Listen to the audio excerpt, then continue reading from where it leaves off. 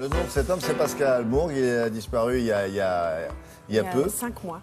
Ouais. Il a laissé donc derrière lui de nombreux objets. Alors esthétique et fonctionnel, mais c'est difficile à le caractériser, à le définir. Il était tout terrain, lui. Hein. Ben, il était tout terrain, surtout il était au service de l'objet. Si on devait définir Pascal Mourgue, c'est ça. C'est-à-dire qu'à la fois, vous avez dit esthétique et fonctionnel. C'est-à-dire qu'il y avait quelque chose dans son dessin où on se disait, tiens, c'est dessiné, il y a un designer derrière. Et à la fois, on s'asseyait, le canapé Smala, par exemple, qui est une de ses pièces iconiques, on s'asseyait dedans et on se disait, enfin, on se dit toujours, qu'est-ce qu'on est bien, parce que les objets restent. Pascal est parti, mais les objets restent.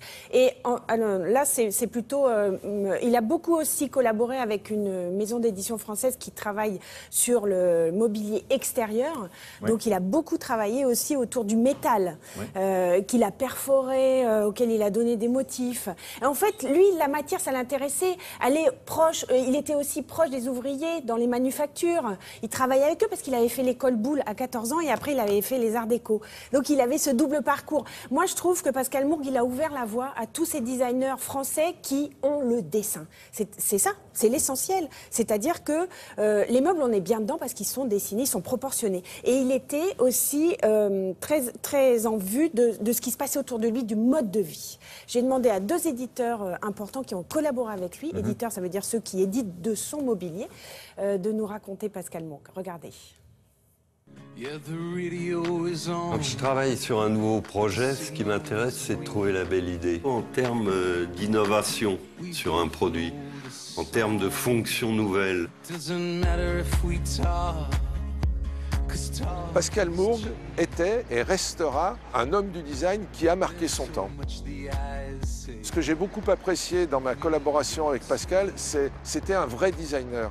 C'est-à-dire capable de faire la différence entre son métier d'artiste, parce qu'il exerçait en tant qu'artiste, notamment sculpture ou dessin et peinture, et puis son métier de designer. Il intégrait fondamentalement l'usage du produit. C'était un fabuleux décrypteur de comportement. J'en ai rarement vu des comme lui. Je pense que ça aurait pu être un très grand anthropologue. Quand on s'est rencontrés il y a à peu près 20 ans, il était déjà reconnu et je l'ai beaucoup écouté. En fait, la plus belle image, c'est le modèle Calin qui a été un des meilleurs modèles. On s'est dit, mais qu'est-ce que c'est que le confort? Bon, on s'est dit, le plus beau confort, déjà, c'est de ne pas être assis, c'est d'être couché. Il a pris un oreiller, il l'a replié en 2 et comme ça est né le Calin.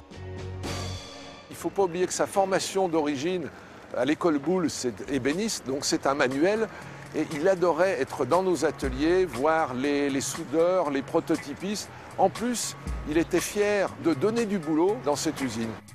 Pascal Mourgue était très attentif au mode de production. Il trouvait, et à juste titre, qu'on pouvait pratiquement faire avec des machines sophistiquées ou une organisation professionnelle qui tient plus de l'usine, de l'industrie, on va dire, on pouvait arriver à refaire une sorte d'artisanat évolué. Il a toujours eu des partis pris de simplicité, mais aussi une grande attention à l'accessibilité en termes de prix. Pascal Mourgue a toujours été soucieux de pouvoir offrir ses créations au plus grand nombre.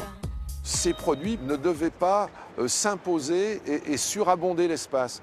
L'exemple du fauteuil lune d'argent, qui était un des grands marqueurs de la fin du XXe siècle en matière de design, est tout à fait caractéristique.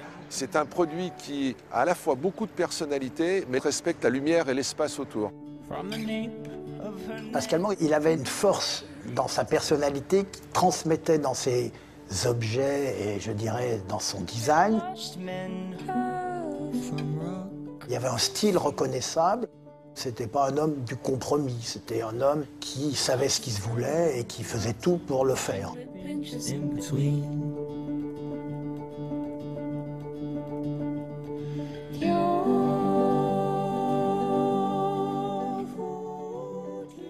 Alors, il faut redire son nom parce que pour ceux qui ne le connaissent pas, c'est Pascal Mourgue. M-O-U-R-G-U-E. Oui, un homme qui n'avait pas honte de dire qu'il était tout simplement designer. Voilà. Et à la fois aussi créatif, artiste. Sur la fin de sa vie, il faisait beaucoup de sculptures et de dessins. Il s'était vraiment remis là-dessus. C'est ça, c'était beau et confortable. Exactement. Pour résumer, il ne se prétendait pas comme certains depuis, ça c'est créateur d'instant. C'est quoi?